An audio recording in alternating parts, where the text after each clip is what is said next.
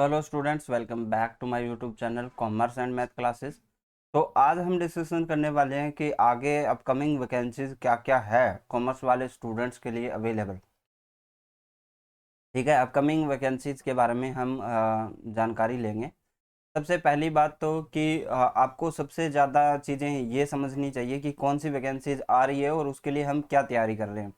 Because देखिए, last time में आप नहीं निकाल सकते, लास्ट टाइम में आपको बहुत कुछ पढ़ना रहता है, फिर वो नहीं हो पाता। ठीक है, फिर भी अगर अभी हम देखें तो अभी भी आपके पास 5-6 महीने हैं। अगर कोई भी वैकेंसी पहले आती है तो अभी आपके पास 5-6 महीने और इनका यूटिलाइज अच्छे से किया जा सकता है, क्योंकि अभी बीच में कोई भी कॉमर्स की वैकेंसीज नहीं है और काफ़ी सारे स्टूडेंट जो है अच्छे से तैयारी करने स्टार्ट भी कर चुके हैं। क्योंकि मुझे पता चलता रहता है, जैसे भी कोई स्टूडेंट की क्वेरीज आती है तो ये पता चलता रहता है कि कितने परसेंटेज लोग जो है इस चीज़ को करने में लगे हुए हैं। अब देखिए, जो वैकेंसीज है जो अनुमानित है कि कौन कौन सी वैकेंसीज हमारे राजस्थान में आ सकती है अभी। तो देखिए, एलडीसी की है ये 5500 दे रखी है, ये ऑलमोस्ट इससे ज़्यादा ही है, 5500 से ज़्यादा है। हाई कोर्ट एलडीसी की वापस आएगी 3000 प्लस, सीधी सी बात है। ये 2000 वैकेंसीज जो है ये आने वाली है और इसकी काफ़ी सारे स्टूडेंट तैयारी भी कर रहे हैं। बट अभी का सिनेरियो अलग है। अभी क्या है कि 2000 ये तो है ही है, क्योंकि एलडीसी और ये सारी चीज़ें साथ में आ जाएगी तो जूनियर अकाउंटेंट वही प्रेफर करेंगे जिनका अकाउंट पढ़ने का मन करेगा, अदरवाइज नहीं करेगा। स्कूल पियोन है, इसके हमें कोई मतलब नहीं है। आरएच की 700 वैकेंसीज आने वाली है, स्टेनोग्राफर है 500 प्लस, एचसी स्टेनोग्राफर है। राजस्थान पुलिस 4800 है, सब इंस्पेक्टर 600 है। जेवीनियल की जो सभी पोस्टें मिलाकर है वो 3200 है। जेईएन की 2100 है। संगणक की 261। देखिए, संगणक की वैकेंसीज 261 है, लेकिन ये भी हो सकता है कि हमारे पास 200 के लिए ही वैकेंसीज मिले।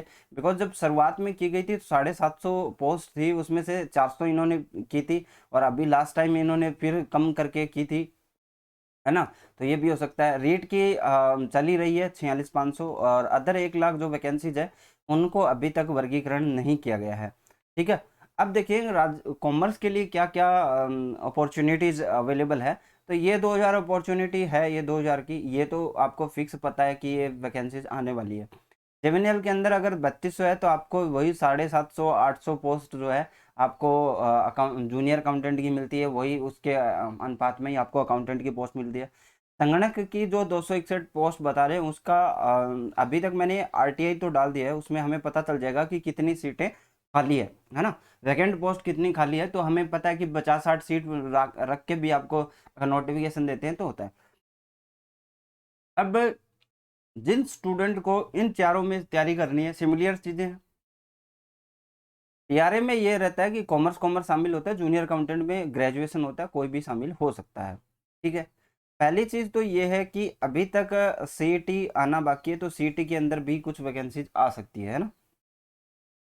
अब सीईटी का और जूनियर अकाउंटेंट का हालांकि अभी तक कुछ भी कंफर्म नहीं है कि जूनियर अकाउंटेंट को अंदर लेंगे या नहीं लेंगे। ठीक है, लेकिन इसमें एक चीज़ आपको समझ में आएगी कि अगर आप कोई भी चीज़ की तैयारी कर रहे हो तो इनमें कुछ चीज़ें कॉमन्स हैं।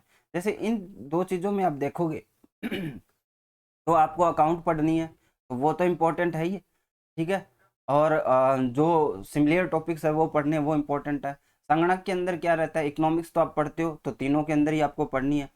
ठीक है, इकोनॉमिक्स इसमें पढ़ ही लोगे। आपका एक अलग से सब्जेक्ट लगता है जो वो स्टैटिस्टिक्स लगता है, उसमें भी आप ये आपको पता है कि 10 क्वेश्चन आप 10-12 क्वेश्चन आप कर लेते हो। जैसे अगर मैं बात करूँ तो इसके तो बहुत ही हल्के क्वेश्चन आते हैं, तो इसमें से आप ये मानिए 30 क्वेश्चन आते हैं तो आप 20 के आसपास बना लोगे आराम से, इसमें कोई दिक्कत नहीं आएगी। ठीक है, तो इसमें भी आपको यही चीज़ें पढ़नी है, लेकिन आपका ये टारगेट होना चाहिए कि आप तैयारी किस तरह कर रहे हो और किस तरह आपकी स्ट्रेटेजी है, आप करना क्या चाहते हो। तो अगर आपका सीईटी के अंदर भी शामिल होता है तो आपको पता है कि आपका राजस्थान जी के आपके लिए इंपॉर्टेंट काम करेगा। वहीं पे आपको कंप्यूटर पढ़ना पड़ जाएगा तो उसमें भी इम्पोर्टेंट है, मैथ पढ़नी पड़ेगी तो वो भी सभी में आती है। तो ये तो है कॉमन टॉपिक्स की, अगर सीईटी लागू होता है तो आपके लिए सबसे जो इम्पोर्टेंट चीज़ रहेगी कि इसको क्लैरिफाई करना। तो अभी तक कंफर्म नहीं है कि किस तरह होता है, लेकिन देखिए अब की बार एक समस्या आप लोगों के सामने आ सकती है जो सबसे इम्पोर्टेंट है। अब लास्ट टाइम में आप देखोगे कि कोई भी वैकेंसीज नहीं थी जो कॉमर्स के स्टूडेंट तैयारी कर रहे थे। आप अभी देखोगे कि फर्स्ट ग्रेड की वैकेंसी चल रही है। फर्स्ट ग्रेड के अंदर हर स्टूडेंट जो है कॉमर्स के ऊपर अपना पूरा एफर्ट लगाएगा और उसके बाद उसे जूनियर अकाउंटेंट जेवीएनएल या फिर ये संगणक वाली वैकेंसीज मिलती है तो उसका जीके तैयार रहता है, कॉमर्स तैयार रहता है, तो वो आराम से करेगा इस चीज़ में, अपॉर्चुनिटी को क्रैक, है ना। तो इसलिए जो स्टूडेंट इन चीज़ों के अंदर नहीं कर रहा, फर्स्ट ग्रेड की तैयारी नहीं कर रहा, तो उसके लिए थोड़ा सा सोचने वाली बात है कि वो अभी से तैयारी करे या फिर अपने हिसाब से। देखिए, जूनियर अकाउंटेंट आरपीएससी वाली जो है, आरएसएस भी करवाएगी, वो तो कन्फर्म है, वो सबको पता है।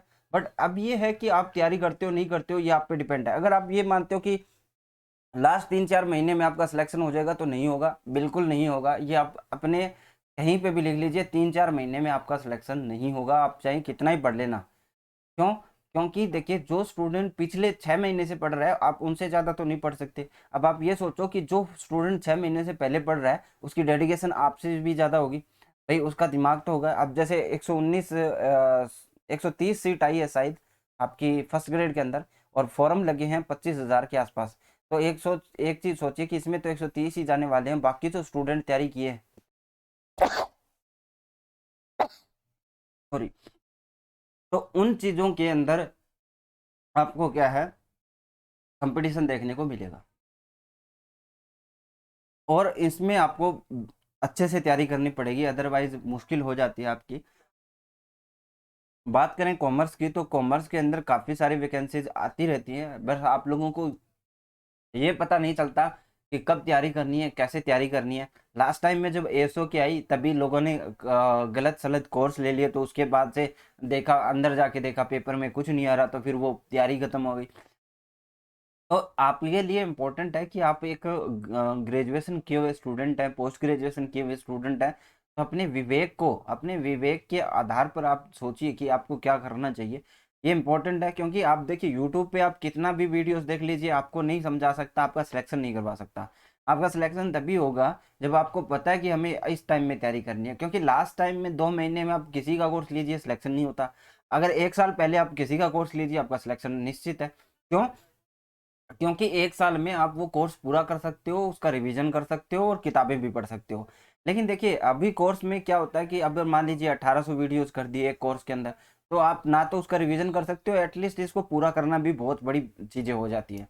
तो इसलिए ये सोचिए कि कभी भी कंबाइंड कोर्स मत लीजिए। जैसे अगर देखिए, आप ये सोचते हो कि राजस्थान जी के प्लस कॉमर्स लेते हो आप, ठीक है, ये थोड़ा सस्ता पड़ रहा है, लेकिन अगर आपको ये नहीं चाहिए तो आप मत लीजिए। कॉमर्स का एक अलग सा ले लीजिए ना। कॉमर्स एक मतलब अलग सब्जेक्ट है, उसमें एक अलग टीचर की भूमिका रहती है। अगर आप कंबाइंड लेते हो तो उसमें सब कचरा हो जाता है, फिर वो नहीं रहता।